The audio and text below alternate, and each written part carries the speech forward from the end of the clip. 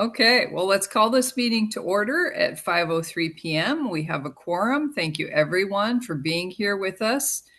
Thanks for your flexibility in being entirely remote tonight so that hopefully everyone is home and safe and doesn't have to drive through any water over the road. We were just in a Suzanne mentioned we were just in an emergency flood meeting at 4 o'clock and learned that there's already water over some of our roads, and indeed the Wilson is predicted to crest at 4 a.m. So there may be water over some of the roads in the morning also. So be careful, everybody.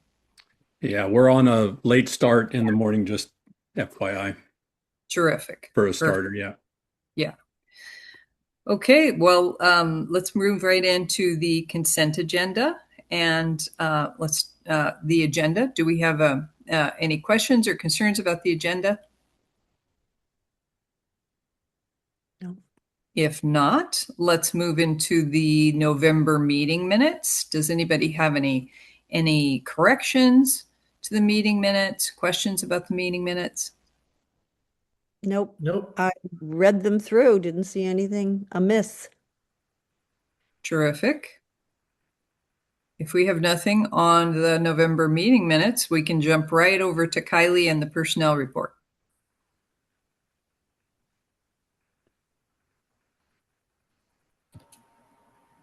All Looks right. easy tonight. Can you hear me okay? We can. All right. So as Paul informed everyone earlier that we're doing a hiring freeze. And so we don't have anybody on the personnel report. And Michael Weisenfluh has kindly agreed to stay on as interim vice president for longer. And we are very happy to have him. And Paul can share more. Thank you, Kylie. Thank you, Kylie. And thanks to Michael for your extended service. Exactly. Is there more you'd like to say about that now, Paul? Yeah, sure. Just briefly, yeah. And due to some budget issues, obviously, we discussed before, we have a deep chill, whether the freeze or not, I don't know, on hiring. Really, just really any mission critical positions are the ones that we're looking to fill as they become vacant at this point. So we don't have any searches current, and we don't expect to anticipate any in the near future. And as Kylie mentioned, Michael was kind enough to stay out of retirement for a little bit longer to continue to help us out. So we're very, very fortunate for that. Excellent. Thank you. All right. Do I hear a motion for approval of the consent agenda? I so move to Thank you. approve the consent agenda. Thank you. Second? Thank I second you. that. Thank you. We have a motion and a second. Any further discussion? All in favor signify by saying aye. Aye. Aye. Aye. Opposed? Motion carries. Okay, we'll move into invitation for public comment. I think we have at least one member of the public here. At the beginning of the meeting is an opportunity for the public to comment on any issue within the jurisdiction of the Tillamook Bay Community College Board of Education. Is there anyone now who would like to give public comment?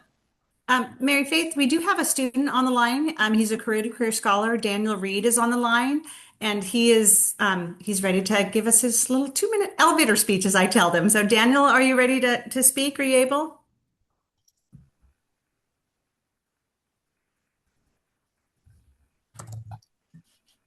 Well, he's here. Let me see if he's... Daniel, are you able to unmute and talk?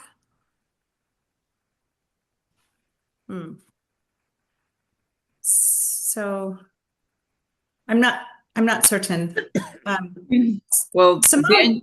Daniel, if you can hear us, we would like to hear from you at any time. So if you can figure out your audio, please just jump in or raise your hand or wave at us or whatever. We'd love to hear from you. Thank you for being here. And Simone is also here, and I'm guessing she is here as an ASTBCC member. Is that correct, Simone? Yes, I'm the new ASTBC president. Okay, thank you. So we'll have a spot for you later. I just wanted to confirm that's why you're on. So thanks. Welcome, Simone. Glad to have you. Thank you. Okay, well, let's move into new business then, and we'll start with the biannual House Bill 2864 report with Director McKeon. Unfortunately, Kelly's unable to join us tonight due to illness, and so I will be taking her spot. I'm here to report to fulfill the requirements of HB 2864, a piece of legislation that was passed by the House. I want to say, 2017, I believe, which requires us to report every college and university to report to their boards every 2 years. And so the report that you have there it includes the legislation, the text from the legislation on the left, and then a summary of the work that we've done here at the college on the right. And so I leave that for you all to read. It might not be particularly exciting, but what I did want to share with you is what is hopefully a slightly more interesting, um, a little PowerPoint about some of the work that we're doing here at the college. So allow me to share my screen. Yeah, so can you see equity and inclusion at TBCC? Are you all seeing that? Beautiful. Okay. So I wanted to just hit on the three areas of our strategic plan or of the work that we do as a part of the Equity and Inclusion Committee. We have currently, I want to say, 11 members of the committee, folks from each area within the college. We solicit membership from anybody who wants to participate. We're not particular. We want everybody to participate from across the college. And so we do work in each of these areas. And so I just want to hit on some highlights of the work that we do in each of these areas. And so in the area of access and representation, as you all know, we focus on food insecurity. And I spoke with Jenny today about the work, obviously, that we do around food insecurity is really centered in the pantry, and include a picture here of what our food pantry looks like currently. We've seen, and I say this every time we talk about the pantry, it feels like every year, and certainly almost every quarter, we're seeing a significant increase in need and use of the pantry. Jenny Case, the Director of Opportunity Programs, is doing great work to coordinate different funding streams to help support the work of the pantry. We do fundraisers to support specific kinds of products that aren't provided by the Oregon Food Bank. And we have 2 work study students this year who are helping to support and monitor the pantry. So yeah, what else do I want to say about that? I think that's that. The other piece of work that we're hoping to do this year is to do a little work around, I have this, the kind of title is Removing Barriers to Access for Students, but specifically we want to be better about how we communicate with our Hispanic and Latinx community. You'll hear me go back and forth between using the terms Hispanic and Latinx, and it really depends on who you're talking to within the community as to the terms or the labels or the how the folks identify and the language that they use to describe themselves. And I am not the person to decide what those labels or what those identities, how we should communicate best with folks in the community. And so we recognize, Rhoda and I and Britta, we've had conversations about really needing to do a better job in that communication. And so we've kind of designed how we would reach out and do some outreach and have some better conversations about how to better communicate with the Latinx and Hispanic community, specifically, honestly, about labels, right? When we communicate in flyers, in postings, in the charts and tables that I show. I mean, all the different ways that we communicate with the communities. What are how should we identify those communities? And it really depends on the ages of folks that we're communicating with, as to whether they're comfortable with the term Latino, Latina, Latinx, whether folks were born here or immigrated here, a lot of factors to consider. And we really need to dig in and to understand that better. And so that's a piece of work that we hope to do this year. In the area of education and training, we continue to do trainings around using the equity lens. And Paul has and the leadership team in general have a long list of policies and administrative rules that we're updating. And I imagine that applying the equity lens to some of those as those come through that process will be a part of the work that we do. The Equity Committee distributes observance emails on important observances, Hispanic Heritage Month, for example, or as those events happen, we put together educational emails and send those out as regularly as we can, and so we continue to do that. But we've always had book clubs. We've got the feedback from employees and students that they would be interested in alternative forms of media, and so folks don't always have the time to read full books, and so we started this fall with showing brief movies, and so we used a series from PBS. Kelly McKeon showed a series from PBS about Hispanic heritage. That was really popular, and so we're kind of moving into that. Podcasts, TED Talks, different forms of media that'll be educational for folks. Coordinated messaging. We hear about a lot of trainings. We aren't able necessarily as the Equity Committee to put on a lot of trainings for employees, and that isn't necessarily our expertise, right? We all have other jobs. But we hear about trainings that occur at other colleges and in other environments. And so we try to coordinate messaging those out to employees and the community. We were scheduled to have a cultural humility workshop for equity and inclusion committee members today that got canceled. That'll be rescheduled. But that's an opportunity that was created for us through the HEC. That's funded through the Higher Education Coordinating Commission, that it's being made available to the Equity and Inclusion Committee. Unfortunately, will have to be rescheduled due to weather, but that's a tremendous opportunity and something that we're really excited that we're able to do.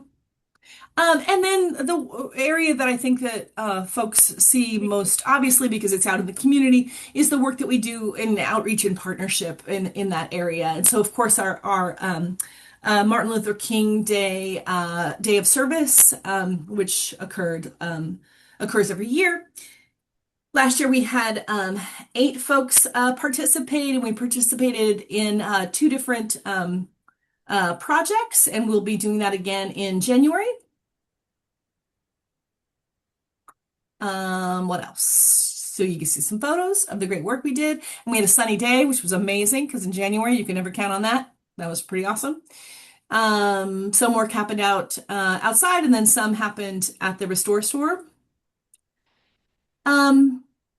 Care Homeless Connect. We're currently conducting, I say we, Jenny from our opportunity programs is facilitating with a little bit of an assist from the Equity Inclusion Committee, our coat and boot drive. And so we put this out to the board and to anybody, everybody who wants to participate.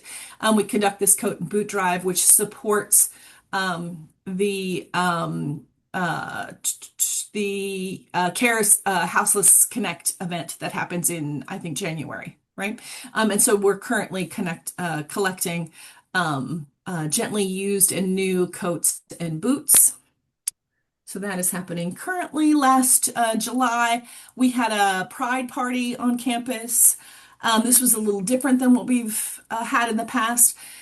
What we've done in the past, given the current political climate, we had a great event. We had more attendees than we've had in the past. We had 38 people attend, but because of that political climate, we didn't advertise on social media. We advertised kind of just word of mouth, right? And so what was created was a really safe space, because the folks who came were folks who knew each other, and who had communicated just to those folks who they knew were safe folks to participate. And it was was a wonderful event, and folks really felt comfortable to come on campus. There were 38 people in total. 25 of them were students and community members who came on campus and participated, and it was super cool. And then what else? Hispanic Heritage celebration. This is a photo actually from the first year that event happened, but of course it happened again. It was conducted again in, I want to say, October. The month straddles October, November. You gotta love this photo though, because it's just the best. That is like the picture of joy. Um, and Welcome Week food bags, another regular what kind of service or action that comes out of the food pantry is at the beginning of every quarter, we have Welcome Week occurs, is supported by advising and our advising and engagement team. But those Welcome Week food bags are out in the lobby for everyone to take, right? And I think oftentimes students many students might not feel comfortable coming into the food pantry, might say, well, I'm not somebody who would need the food pantry. But when we have Welcome Week food bags, which are food from the food pantry, out on the table in the middle of the lobby, students who might not normally be comfortable coming into the pantry will take those food bags, right?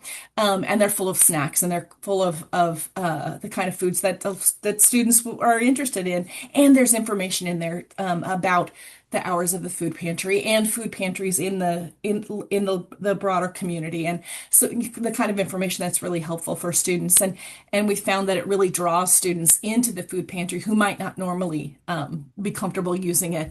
And the image here is the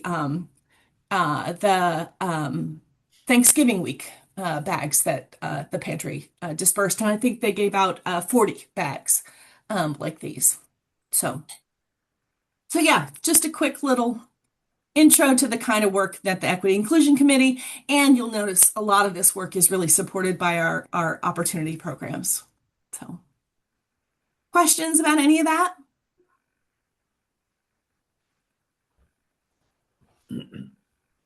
Awesome. Thank you. Thank you, Erin. Oh, I just quickly wanted to say congratulations that's an amazing amount of work you've been doing. That's just a lot. Oops, my face is off. But anyway. Yes, it's a lot of great work. I'm going to pass that along to its student services, advising and engagement. Jenny and her and Helika and her team. It's yeah. I will pass that praise along to the folks who are doing the hard work. Great. Thank you, Erin, for covering for Kelly. And it looks like you have the next item also, which is the strategic plan update.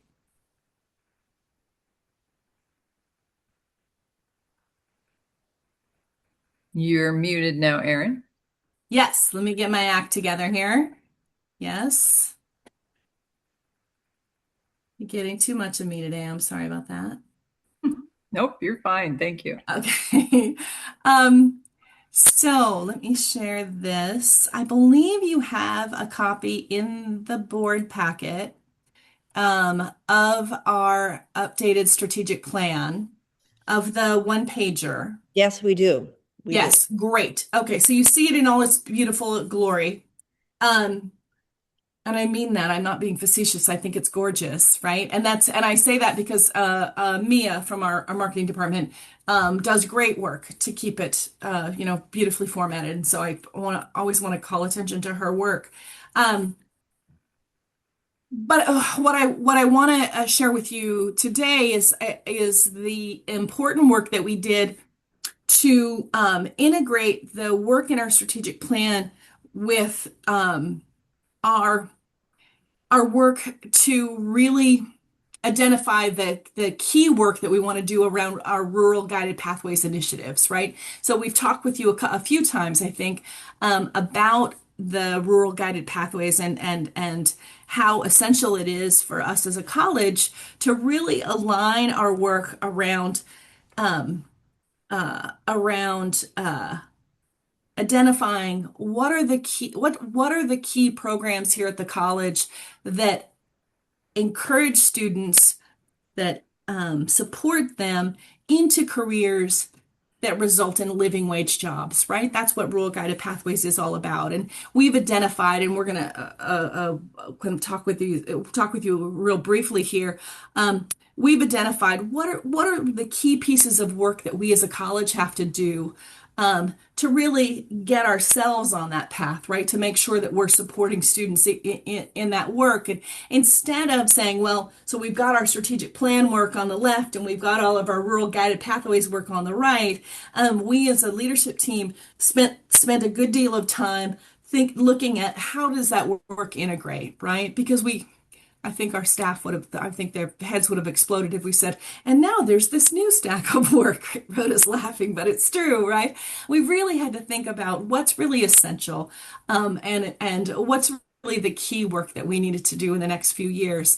And so that's what we did, is integrate that work. And so that's where this revised strategic plan comes from. And really that work, the work integrated beautifully, because it isn't really about new work. It's really about looking at how does that work align. So that's what we're talking about here. So what I've asked folks from leadership team to do, and I'm going to kind of MC here a little bit, is to talk about just a couple of the revised initiatives in the strategic plan, and just to briefly describe the initiative. And you've heard about these before. I think none of this is going to be brand new for you. To highlight a core project in that initiative, and then just to explain the impact that we think that initiative will have. And so all of this, the initiatives are in the one pager that you can see, that pretty one pager, but we're going to walk through it in a little bit more detail. So starting in the first priority area, you'll see that there are two initiatives there, becoming career-centered and delivering responsive student engagement opportunities. The new initiative there is becoming career-centered. And so Rhoda's going to talk just briefly. You always speak briefly. You're not one to talk on and on, Rhoda, so I didn't even need to say that. But if you want to talk about the work to become career-centered, Rhoda. Yeah, absolutely. And it's interesting because on first glance, becoming career-centered sounds like it's little, like we're going to create a career center, which we're looking into. But actually becoming career-centered as a college is huge, and it's going to take us years. Things like every student, as they come to us, should have a conversation initially about what their job opportunities are and earning opportunities. We want to create something called learning and earning ladders, so students know that they can stop off at different points during their programs and how much they can earn. So it's a huge project that we're going to work on. But this year, as I reported previously, the first thing is doing some research and development. And we have a contractor who's been researching both at TBCC and in our community the options for career centers themselves. And so we hope by spring to have a recommendation on what that would look like at TBCC and start implementing it. So that would be this year's project. And then becoming career centered will roll over as we grow this project over the next couple of years. Great. Awesome. Thank you. And then in the next area, this looks a good bit different. Evolving foundational learning pathways, investing in campus growth. Those are initiatives that we had previously, but modernizing curriculum pathways and expanding accelerated learning strategies, the first and the fourth there, are new. And so specifically, Paul was going to jump in and talk about modernizing curriculum pathways for workforce and degree success. Thanks, Erin. Yeah, I'll pick this up since Michael's out today. So as part of the Rural Guided Pathways work, one of our initial tasks, if you will, is to determine what we consider to be living wage attainment for our area. And also, we've come to find out that we also have to define what is the workforce that we're training for or preparing for? For example, is it just Tillamook County, or do we have the need for an expanded region? We have decided to focus on looking at our needs both local and regionally, right? So local for us would be within Tillamook County, which is technically our boundaries, right? But then recognize that there are certain opportunities just to the north and just to the south of us that would align as well with some of the training that we might be able to do centrally here in Tillamook. So we look at this from a standpoint of our local labor market needs and then our regional labor market needs, which also include Clatsop and Lincoln counties. So we're looking at and researching labor data to see what are the jobs and the labor outlook for that region. And then we want to make sure that we have curriculum that aligns with those local and regional needs, as well as broader transfer needs for bachelor's degree attainment. And the second piece to that then is to look within these job markets, right? These labor markets, and ask the question about what jobs do we have in Tillamook County and in the region that could lead to living wage attainment for residents of our communities.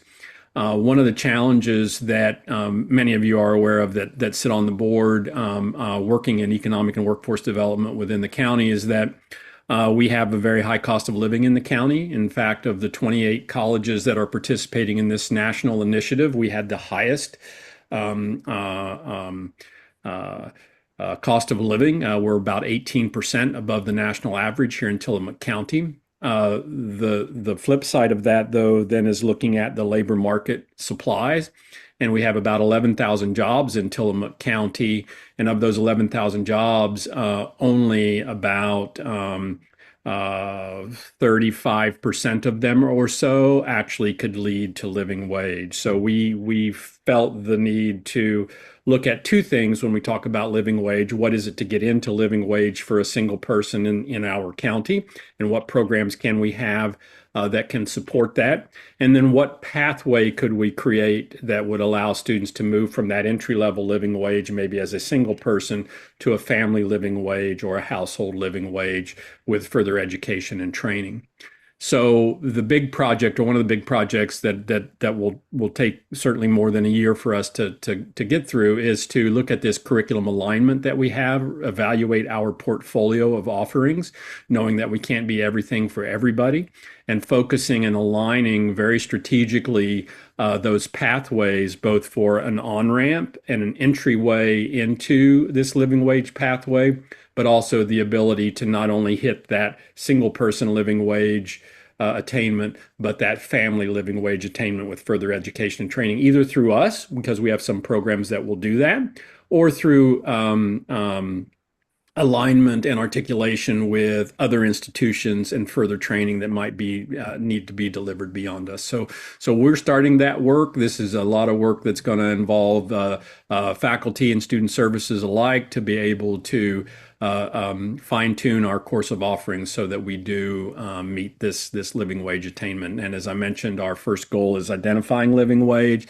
identifying region, and then starting in on this curriculum alignment piece moving forward. Great, thank you, Paul. And then the other area, if I can get my charts to move here. There we go. Expand accelerated learning strategies. Eileen, could you speak to that a little bit, and specifically the dual credit piece? Sure. I took on the dual credit program about a year and a half ago. And it's important, first of all, to understand that we are one of the very few Oregon community colleges that do not charge for dual credit. And we've worked very hard to be able to support that. Most other colleges have a fee at least, and sometimes they charge more for tuition. So whether a student takes a class at their high school, we had 29 certified high school instructors last year through our high schools, or if they directly enroll into a course at TBCC, we call that expanded options. It's supported by the college and by the districts and by Tech. And in particular, this year when the districts were looking at some tight times, Tech stepped up, Tillamook Education Consortium stepped up and is supporting those students who are directly enrolling into college credits. The other thing I just wanted to add, based on what Paul had said about the curriculum alignment, that includes the high school programs. We believe very strongly in credit with a purpose. In the past, sometimes students were taking courses that they didn't know where they were going or what they're doing, and that affected their financial aid, quite honestly, later on, when they come with a lot of college credits, but nothing really applied to anything. So we are very committed to that. We actually initiated a policy this year that students needed to be 16 or at junior status, because we felt that students needed to understand where they were going, where they were headed. And while we can make exceptions on some things, it's really important for parents and the community to be supportive of those students who are choosing to take on college level work. And this really is college level work, and we work very hard to make sure that that happens. Awesome. Thank you. Appreciate it. And then the next area is really has to do with college operations. And we added a initiative there around fiscal sustainability and resource stewardship, which we had previously not called out specifically, I think for obvious reasons, given the discussions that we've been having in the last 6 months or so. Paul, did you want to speak to that? Or maybe not now or later? I'd leave that up to you. Yeah, sure. I mean, I can just briefly mention now, and we'll chat a little bit more about it we have a sort of a fiscal update later, but just specifically kind of looking forward, right? And more of a sort of a longer range fiscal stability is to get out of the kind of like habit of just being reactionary and focusing on single year events to planning and focusing on multi-year events. So it's important to us that we look at our long-term fiscal sustainability, and a lot of the work that we just talked about before with aligning programs and looking at our portfolio really hits this as well. We are going to look at what provides the greatest return on investment for our students and community and choose to invest in those things that provide the greatest return on investment. So we're really going to look at that strategic resource allocation there. We also see the need with some staffing reduction and compression in that to look at our operational efficiencies and to really look at how can we streamline and optimize some of our operational efficiencies, and certainly moving forward as our physical footprint increases. And we're looking to serve a larger physical footprint as well as a larger student body. We're going to look at how to do that more effectively with fewer bodies as well. And I think it's also important to catch that last bit there, is that the return on investment is really important for us. We want to make sure that we're being good stewards of the taxpayers' money, and we're going to the extent that we have data available and reliable, considering our size, we're going to do budgeting with that data informed lens as well. Awesome. Thank you. And then lastly, we have a priority around community engagement, and then secondly around equity and inclusion, which includes this last priority, which is or initiative rather, which is strengthen community belonging and engagement, which we've had in the past, but not specifically called out in this way. Yeah. Paul, do you want to speak to that? Or, I mean, I think in general, this is work that we've been doing. Yeah, it is. I mean, I think some of the things to speak to that, we have really focused some energy and effort into building stronger relationships with our Hispanic and Latinx community over the past few years. We've grown certainly in enrollment in that population. Likewise, that's a growing population in our community, so one that we want to feel that we're set up to serve well as they come to us. And so that's been really important to us. We've had very successful cultural appreciation nights for the Hispanic community the past 2 years. We've also seen significant increases in our enrollment in English as a second language courses. Again, just showing, I think, that community feels like they're part of us, right? And that we are a part of their community as well. So that feels really good.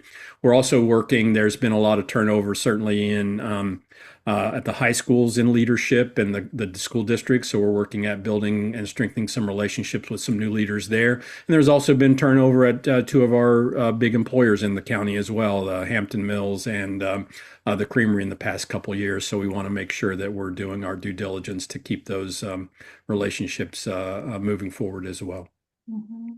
Yeah, and I really like that this calls out where they feel safe, valued, valued and supported to succeed.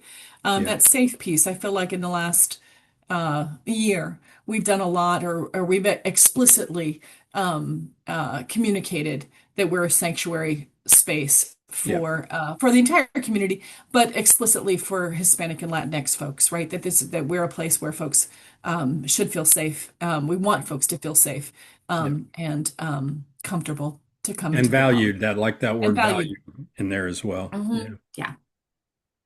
I mean, I like it because I wrote it, but I mean, but props to you. I mean, I'm making a joke, but also, I mean, I feel like that language is really important, right? To call that out explicitly. Yeah.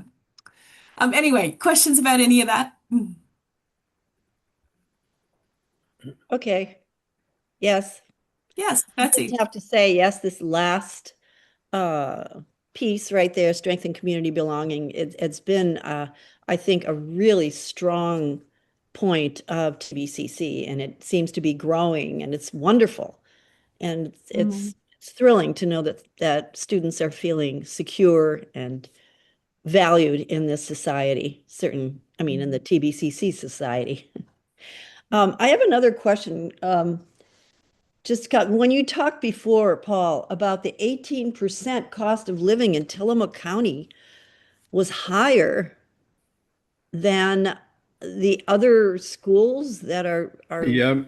dealing. I mean, Yeah, we were how does this happen? What?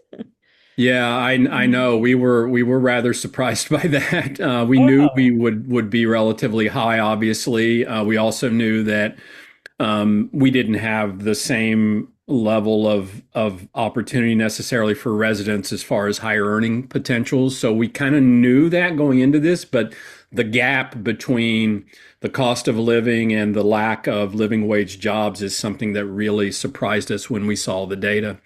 And I mean, there were some schools obviously that were close to us, where there are 4 colleges in Oregon that participate, and all of the West Coast schools were high. But there are also schools that are in the Rocky Mountains in Colorado, where Vail and Breckenridge and all those places are, right, that are part of our group, but they have a larger district. So yeah, it was pretty shocking for us, and it makes a really hard, it's a hard problem to solve for us, because some of it's out of our control as far as the jobs. Yeah, of course. You can't control that. Yeah. Right. Okay. And then I just have a quick question also on TBCC does not charge for the dual credit. Are we the only community college in the state, you said, who does not do that? We're one of the only ones. One of the only. Okay. I would say there's maybe 1 or 2 others, but we're the exception to the rule. Okay. Wow. Amazing. That's fantastic. Okay, I'm done. Other questions?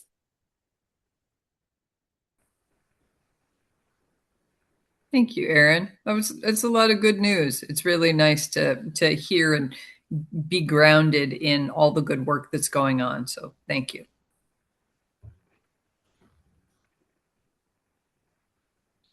Okay, if we have no other questions for Erin, we can move on to 4C, which is the OCCA Dedicated Service Recognition. And Paul.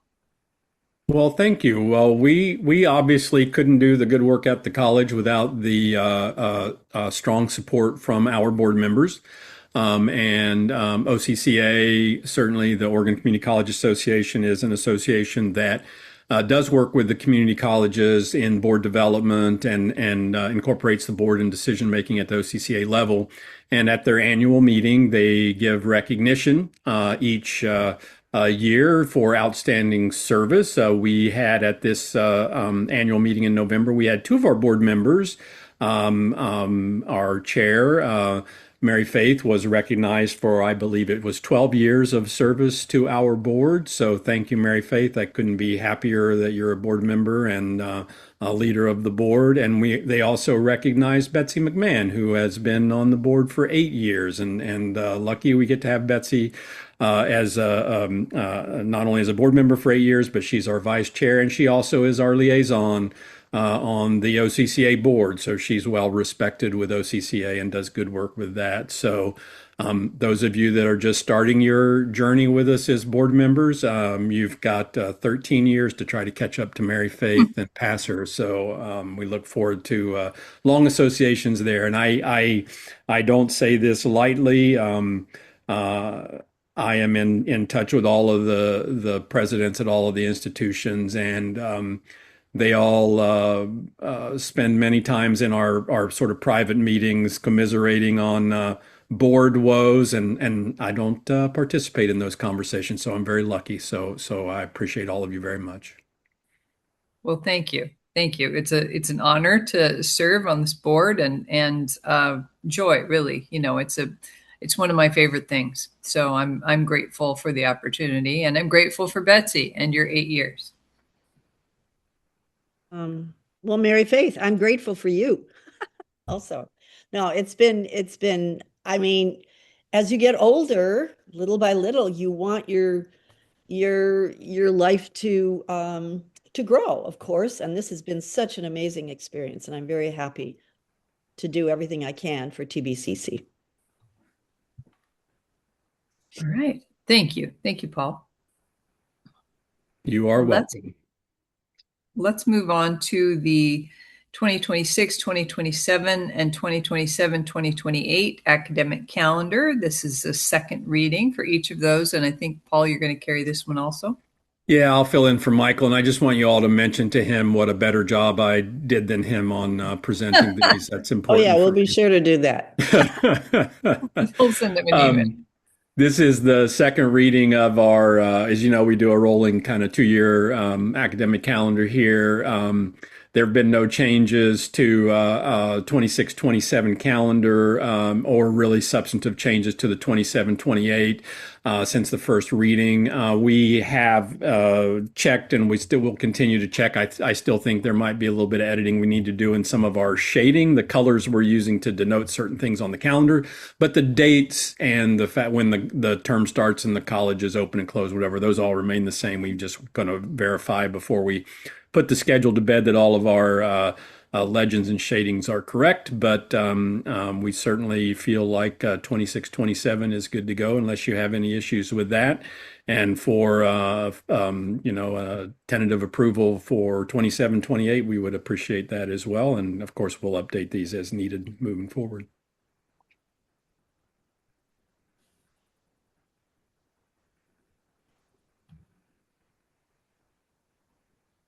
Board, are we ready to approve these? Does anybody have any concerns? No concerns. Let's adopt them. I would move that we adopt the academic calendar for 2026-27 and 2027-28 as presented. Thank you, Pat. We have a motion. Do we have a second? I'll second. Thank you. All right, we have a motion and a second. Any further discussion? Hearing none, I'll call for the vote. All in favor, please signify by saying aye. Aye. Aye. Aye. Opposed? Motion passes. Thank you. Great. Thank you. You're welcome. Okay, we'll move into information-only items, starting with Rhoda and the career-to-career and first-class scholar notes.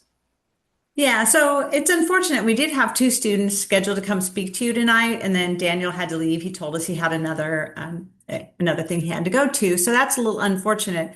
Mary Faith came to our last meeting with the students, and she was able to hear us talk. And as she pointed out to the students, it's not so much about asking them to be grateful for the scholarships, but I know that you folks like to hear their stories directly from them instead of from us.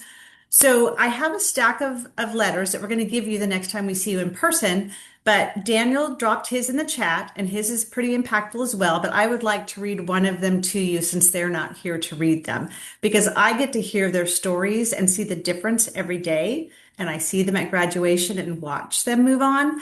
But I know that you don't always see them directly. So I'm going to read one from Jackie Teo Harris, who is currently a special ed assistant up at Neoconi, and she's in our education department.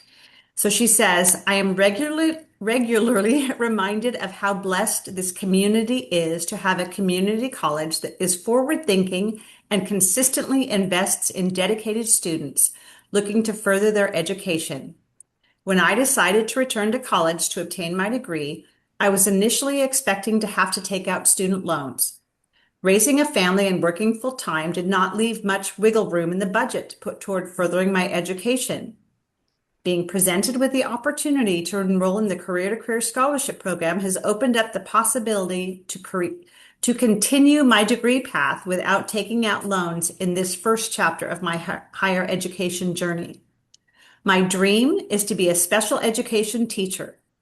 I am encouraged in my studies, knowing that my success in the college classroom will benefit the students I work with at my job as a special education instructional assistant, and that the TBCC administration has entrusted me with the means to achieve the first step by obtaining an Associate of Arts Oregon transfer degree specializing in education.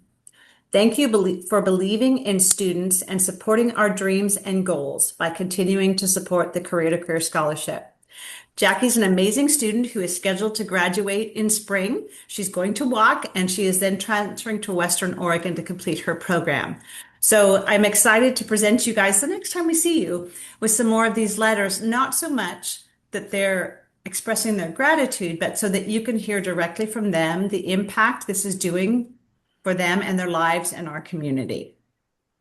And please read Daniel's in the chat as well. He's a great human. I love that he has a full-time job and he always makes time to stop by to come to our meetings on his lunch and such. So thank you very much, Rhoda. And I told Daniel in the chat before he left that I would read his letter into the record. So I'll do that now.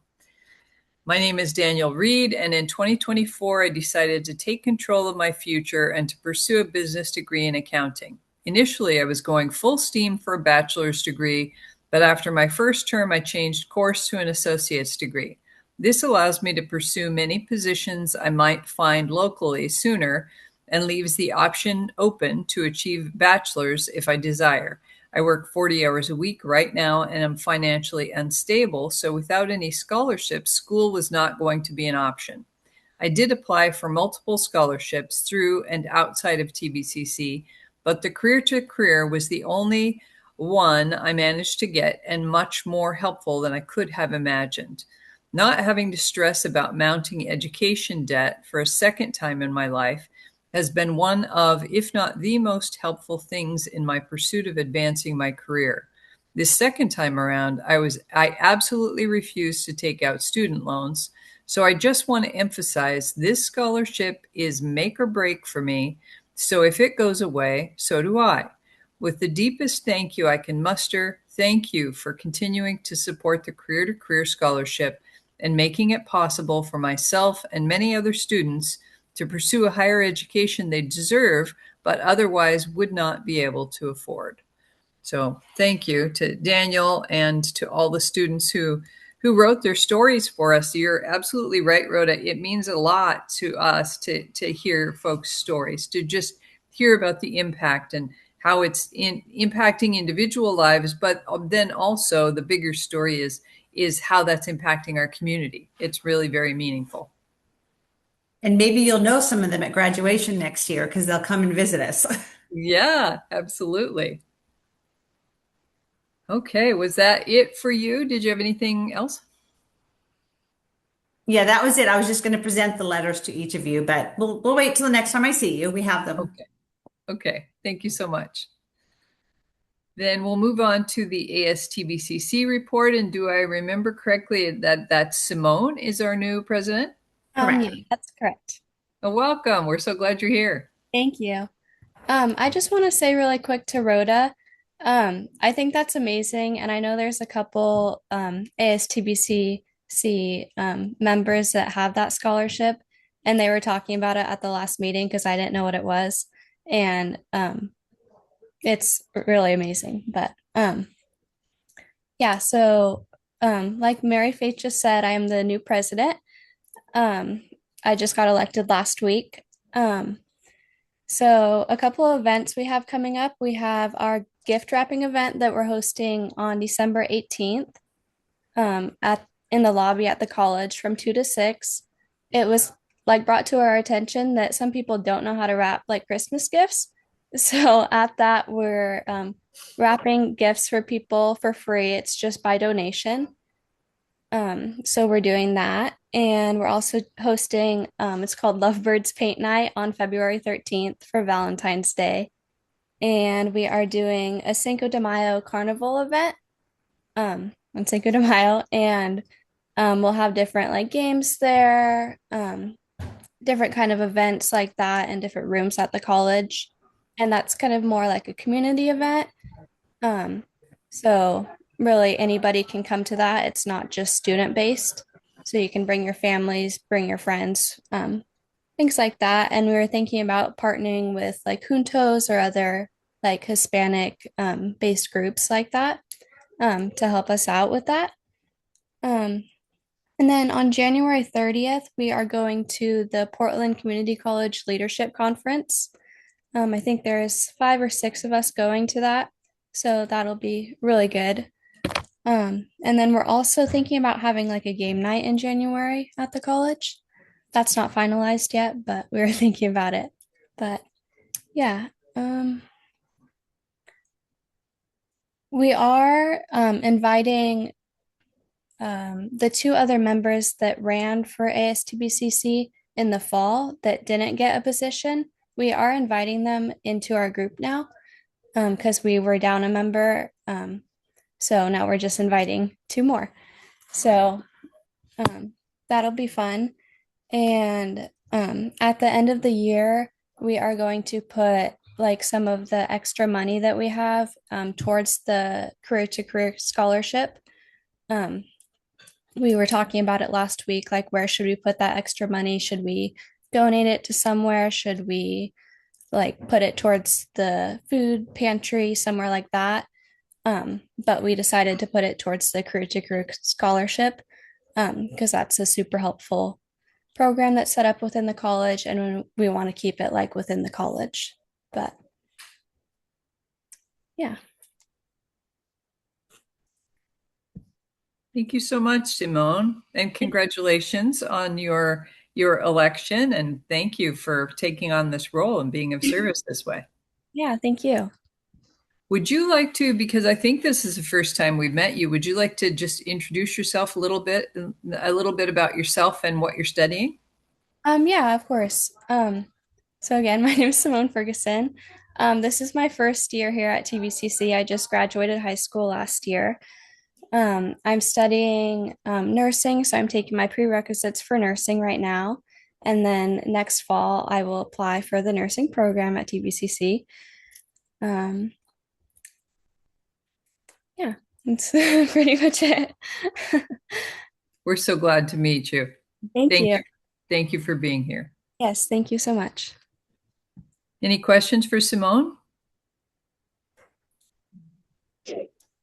Just say, keep going. You're doing a great job so far, Simone. Yeah. Keep it up. Thank you. Hey, Simone, when did you say the gift wrapping event was? Yeah, it's December 18th. It's a Thursday from 2 to 6 p.m. 6. I got some gifts that need wrapping, so. Oh yeah. Yeah, you should. Thank you. Yeah, that's a cool service. Okay, we can move on to the financial report.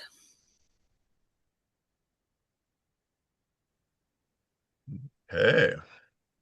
Hi. Now we can finally talk about something exciting, numbers. Right. Nothing really sticks out of the ordinary here. We've received 2 of our 4 payments from the state, so we're sitting at 52% of our budget there. We see our tuition at 35%, which we're a third of our way through fall term underway here. Expenditures look good.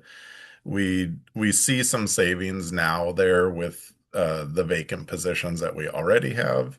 We will start to see more in the second half of the year as the most recent vacancies start to affect. But overall, we're looking good there. We're at 22%, and we could potentially be at the 33% of the way through the year. So that's looking good from a financial standpoint. Any questions anyone has on anything there?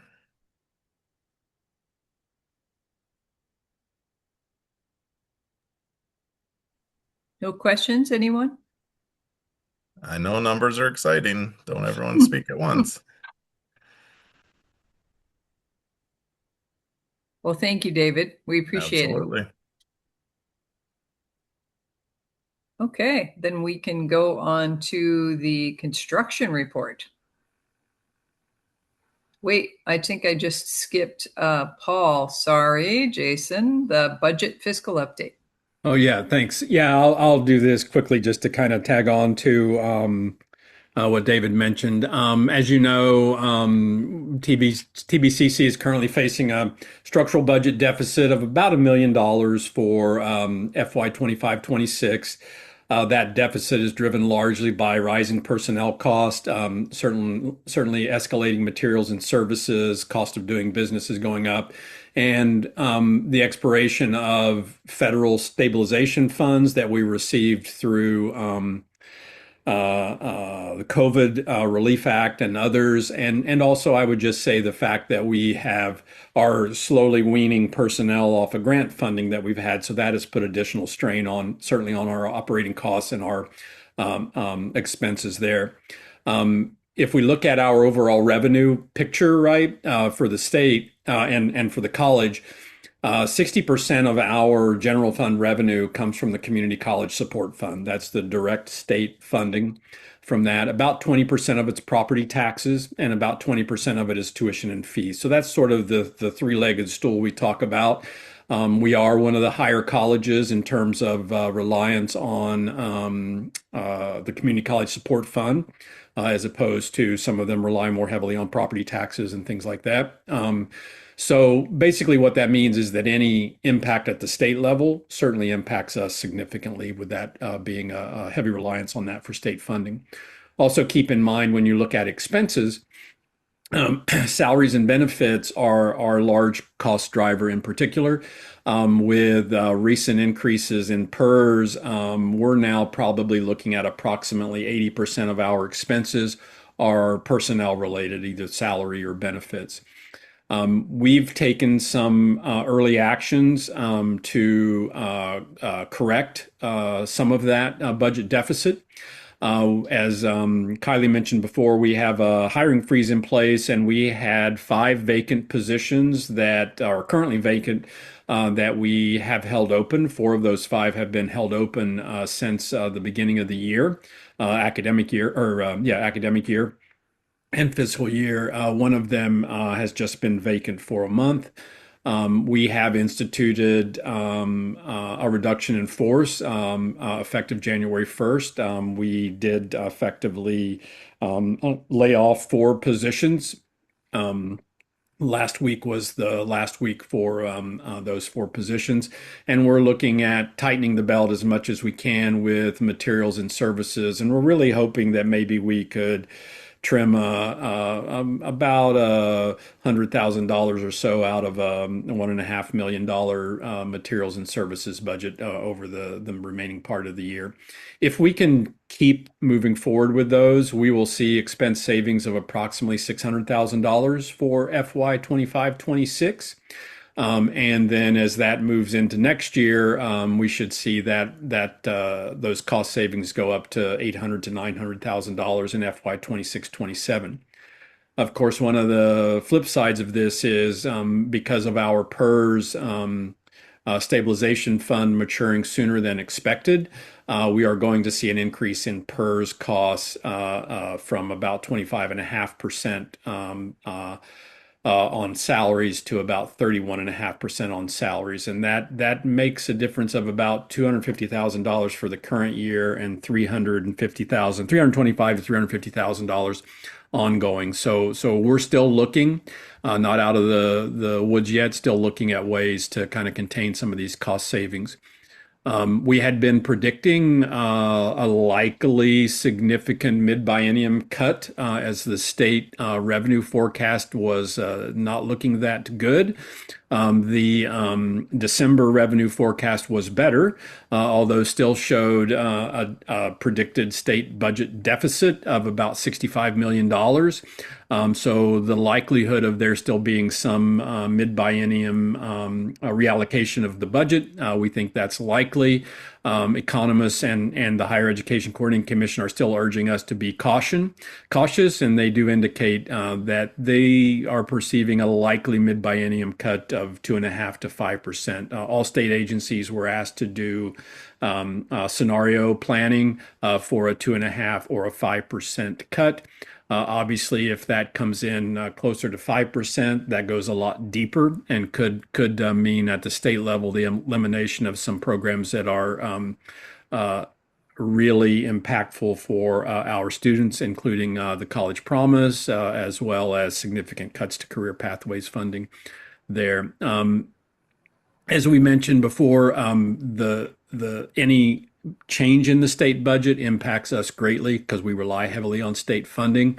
Actual rebalancing won't be determined until after. There'll be another revenue forecast that's released February 4th. So we're pretty much in a holding pattern at this point, being as conservative as we can until we see what that revenue forecast comes in. That's right around the time that we are starting to finalize our budget for next year. So we'll be looking at what that looks like moving forward. Although I just want to kind of point out that, it's kind of challenging at a point where the appearance could be that we're valuing buildings over people because we're seeing a lot of investment in remodeling of the CIT building on 3rd Street and also the finishing up the construction of the new building on campus. But those dollars are not equally spendable in different places. The health education building was funded by a $14.4 million bond from the community, as well as an $8 million match from the state. And legally, we can't use those for day-to-day operations. They must be spent on construction. So we're moving forward with those projects, and Jason will give you an update on those. But again, those dollars are of a different flavor, if you will, than general fund dollars. So we remain committed to addressing this shortfall. As I mentioned, we're going to make further reduction decisions in late February, early March as we develop the 26-27 proposed budget. And leadership will be bringing some balancing scenarios to the board for discussion at the February board meeting. So that's my update. I'm happy to address any questions that there might be to the extent that the answer is knowable. Thank you. You're welcome. Do we have any questions for Paul? Not from me. Okay, hearing none, we can move on to the construction report. And Jason. Great, thank you. I will start with the CIT building. It's been great progress over at the project. They completed all the curb work, sidewalks, so it's starting to take shape from an exterior standpoint. We finalized the new skin, so the new metal will be going up shortly, which will match our campus colors. On the inside, the HVAC mechanical is complete, plumbing is complete, and the electrician started last Thursday. So they have about another week to complete electrical, and then the interior will start to close up. The good news there is we're probably ready for a tour. So next time the board can find some time, we'd love to take you over and tour the CIT building and kind of show you what's been happening over there and see the inside. There's a lot to see on the inside. Is take classroom, offices, and then the general workspace. So that's coming along really well. We're excited that that's finally getting some good progress. Health and education building, been very busy. Exciting day today. We received our first 2 truckloads of furniture.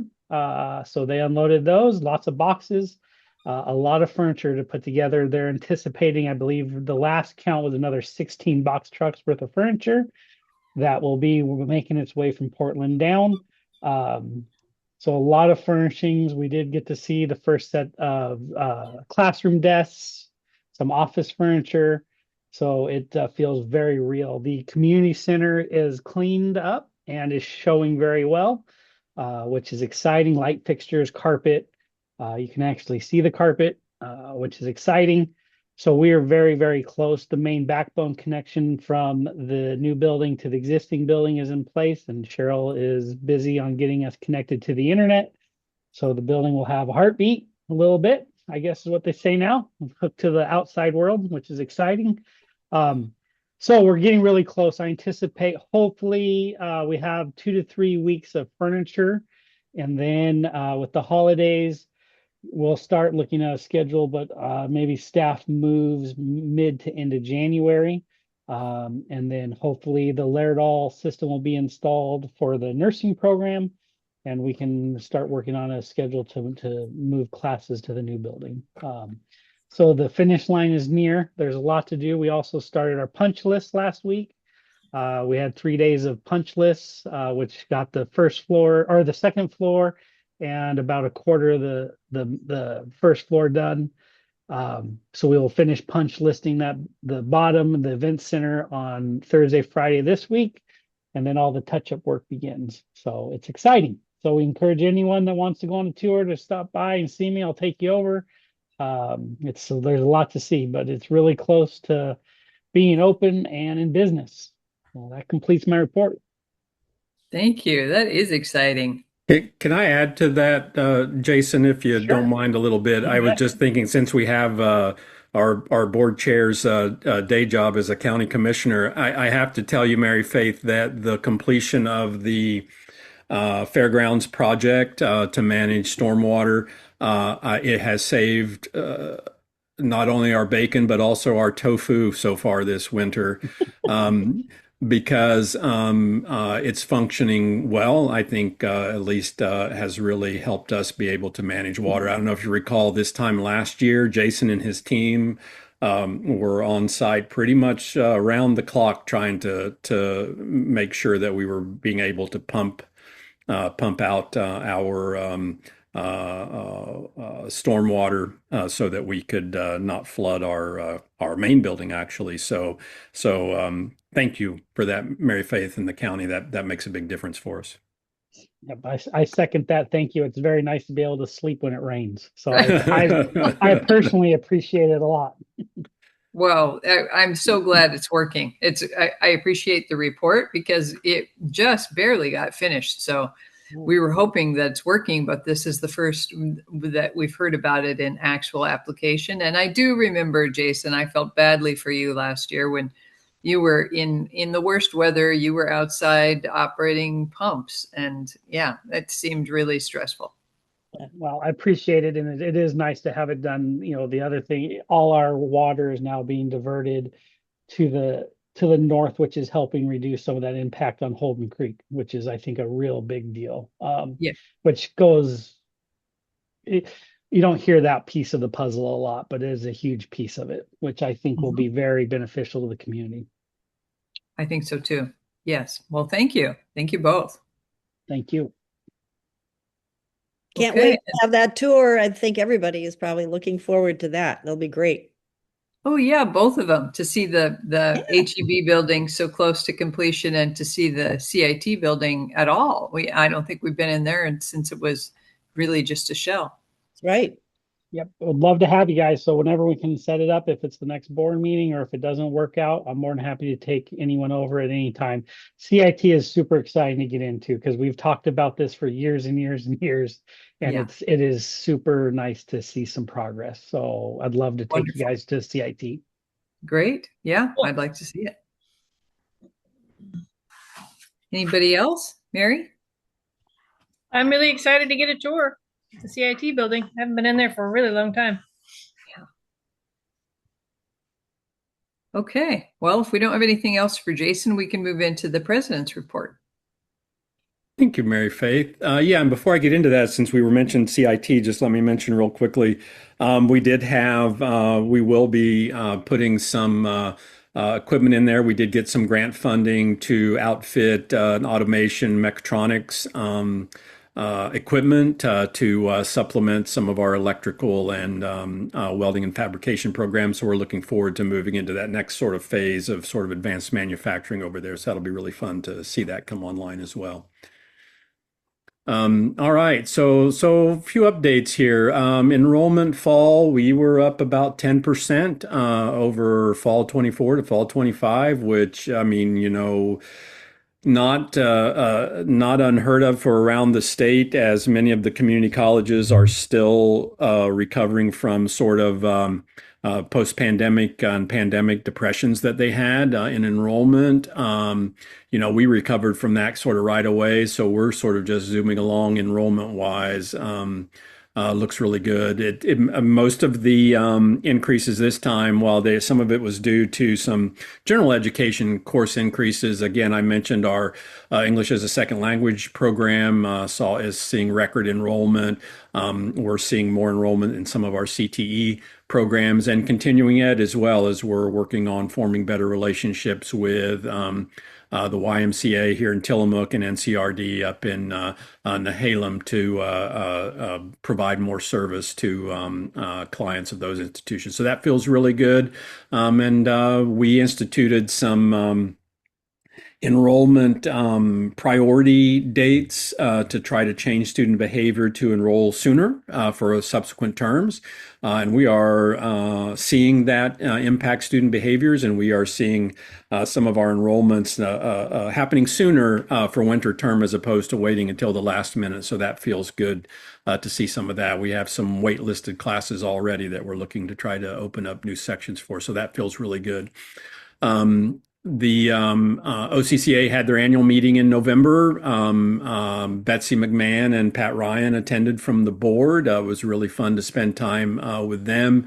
We had a really good representation. Myself, Rhoda, Michael, Britta, and Lori all attended, and I think it was a pretty good event. There. OPC met, I believe it was last week. It seems like a month ago, but I think it was just Friday or Thursday. We continue to discuss issues at the state level with math and writing and developmental education. A lot of conversations around developing statewide models for a co-requisite model of prerequisite or co-requisite work for math and writing to facilitate moving students into and through college level math and writing courses faster, certainly within the first year. So that feels pretty promising there. Some opposition in some of that work occurring at the state level, mainly from the faculty labor unions. But I think that'll all get resolved over the next couple months, and that should be approved moving forward.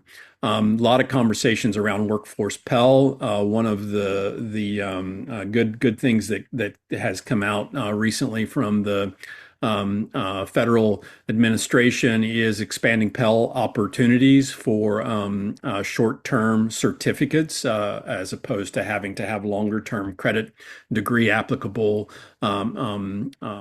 plans. And there's currently in negotiated rulemaking right now at the federal level for workforce Pell. And there's a statewide work group that's been formed to look at how to implement this in Oregon.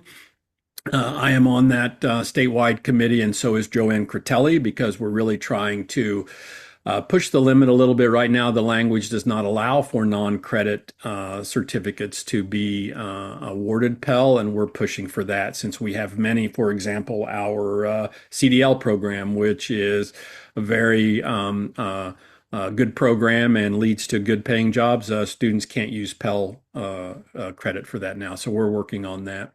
I already mentioned some of the budget updates we received from HEC, and we talked a little bit about the Oregon Student Success Center. That is sort of in under restructuring consideration. Elizabeth Cox-Brand has resigned her position as the director of that, so they're a little bit in limbo of how to organize that work moving forward.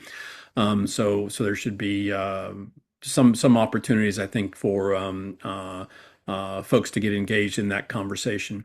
OCCA did meet. I was unable to attend the OCCA meeting. I believe Betsy attended. Betsy, was there anything out of the ordinary at? Oh my gosh. Yeah, well, I'm trying to think of specifics. Oh my God, that was last Friday, and I can't think of any specifics. If I come to some, I will definitely share them with you. Yeah, thanks. And I think Britta attended too. Britta Britta, was you there. call anything offhand? Yeah, sorry, I've got two very excited house pets. Yay. So we had a guest from the Attorney General's office, a lot of kind of budget updates. We heard from Right.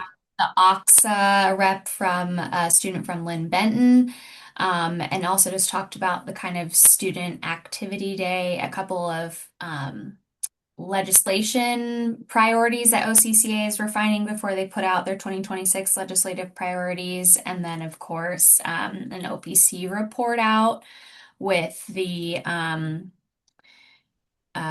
president's project is an agriculture-based product, which is growing wheat, and Paul's representing TBCC quite well. It was good. It was good information. I've never had the opportunity to go to one of those, so it was some good information. Okay, thank you. And Erin McCarley, who's our accreditation liaison officer, and Rochelle Mills, and I believe Eileen Casey White as an evaluator, went to the Accreditation Commission annual conference, which was last week, the end of last week. They have there's a new president of our commission, and so I'm sure there was a lot of time spent around that, but most things just moving forward with that. We are, just for reference, we're on track for the fall of 2027, 8, fall of 2028. Help me out, Aaron. When is our year 7 self-study? Is it 2028 or 2027? I always forget. 2028 for the year 7. 2028. So we'll do a year 6, which is mostly a data pull for year 6, and then the year 7 report. So we'll start. We're working on that already. I know that Erin has put together a work group already to start working on that, so that it's not a mad dash to the end. Anything out of the ordinary at the annual conference, Erin, that you might want to highlight? Nothing out of the ordinary. They're changing some of the some small standard changes, but good ones. So we like that. Good. Yeah. Thank you. I won't get too nerdy. So very good. Some December observances. Obviously, there are numerous religious observances over the December month. So whatever flavor of religion you may practice, I certainly would like to acknowledge those particular observances. But one of the things that I think that I've felt important to call out, especially, I spend a lot of time in my sort of casual conversation for folks lately saying, where has the humanity gone, right? And so if we could bring a little bit of that back, just in recognition that it is Universal Human Rights Month, the month of December. And in particular, Human Rights Day is Wednesday, December 10th. That is an observance that became part of the Universal Declaration of Human Rights. And I would just like to mention that states that every human deserves equal rights, regardless of race, ethnicity, religion, or sexuality. And I think I would encourage everyone listening to dwell on that sentence for a little bit, because I think that's really important for us. Couple upcoming dates. The college is closed for the holidays, December 22nd through the 26th. January 1st is also a holiday, and the college is closed. Winter term begins January 5th, 2026. Our next regularly scheduled board meeting is Monday, January 12th. Hopefully we'll be able to be in room 214, 215 for that meeting. Some things look for, some invitations. I believe next week, I don't have my calendar pulled open, but if Lori, if you know offhand, We will have some holiday happenings on campus. I think the Neoconi choir is coming to the campus later this week. I think, is that true? To sing, and that's always a delight. And then we are having an ugly sweater, or beautiful sweater competition or whatever it is next week, as well as sort of a little holiday gathering in the atrium of the building there. So you all are welcome to that as well. And then lastly, I just want to acknowledge, I don't think kudos is the proper title, but I just want to acknowledge that there's a lot of our employees have been under a lot of strain and pressure, I think, over the past month, dealing with sort of uncertain economic times and certainly,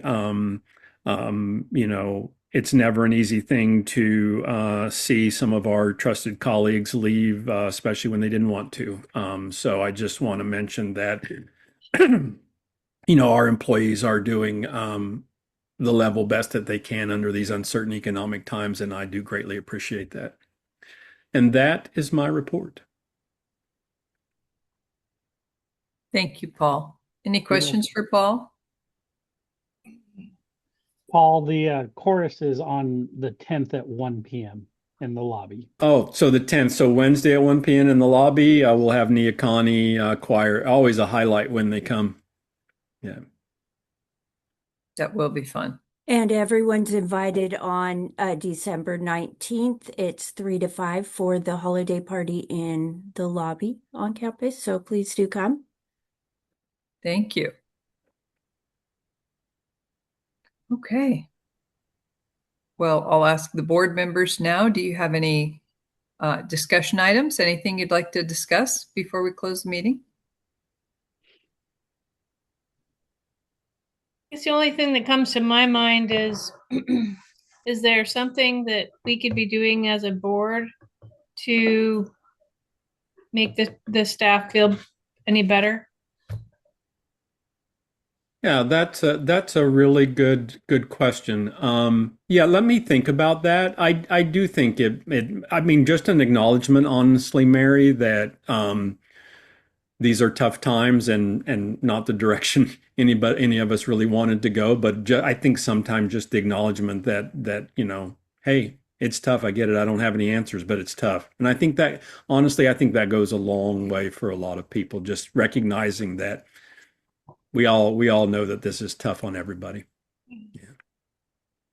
Thank you, Mary. I think that's a fantastic idea. Mm-hmm. And of course, I mean, thinking about the people who have been let go, and especially this time of the year, has been really tough.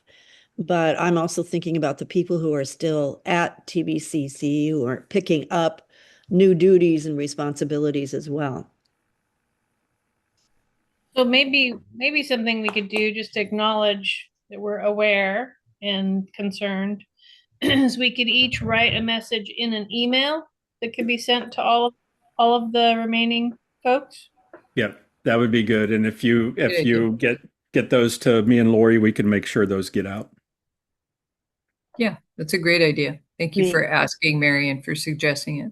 I mean, everybody would just write their individual note, and then they'd all be compiled into one. That's what I was thinking. Yes. Yeah. Yeah, we can do that easily for you. Probably there would be some repeated messages, but I don't think that's negative. Agree. Thank you. That's very nice. Thank you, Mary.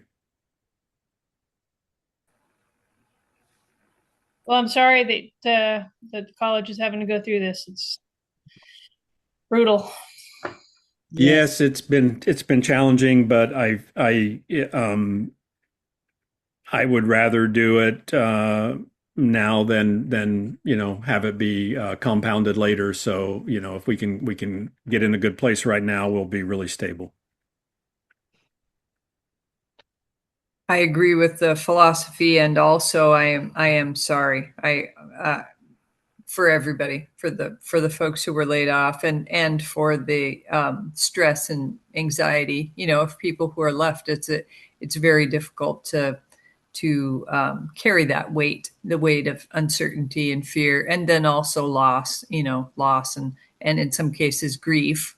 And so it's a very difficult thing, and we do understand that. Yes. Anything else? I'll just mention that I will not be here for the next board meeting.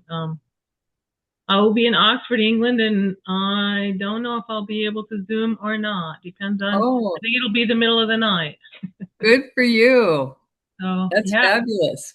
I'm going to give a talk at a conference. It's kind of exciting. Oh, that's great. That's great. On what subject, Marilyn?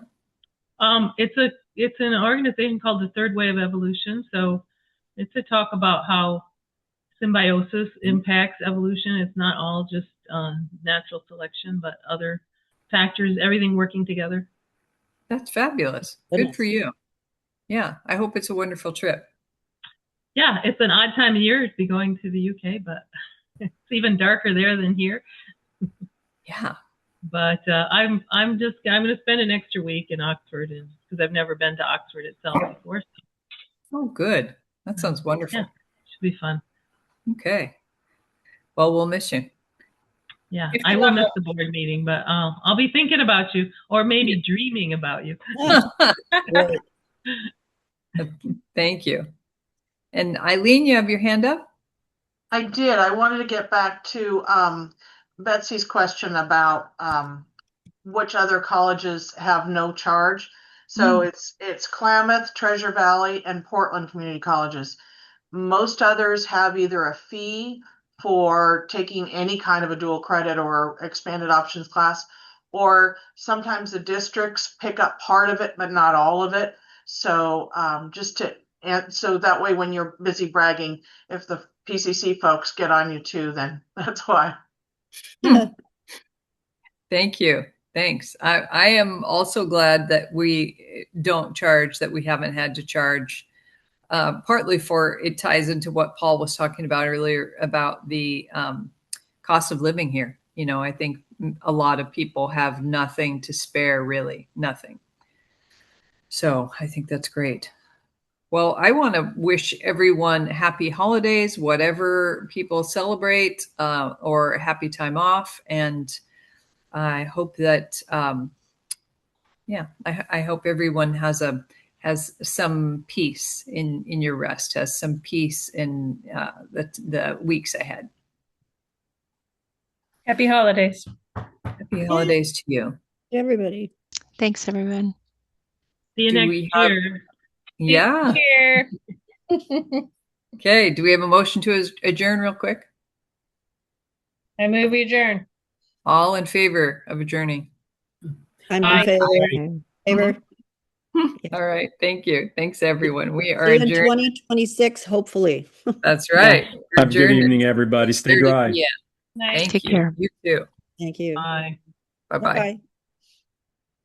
Bye.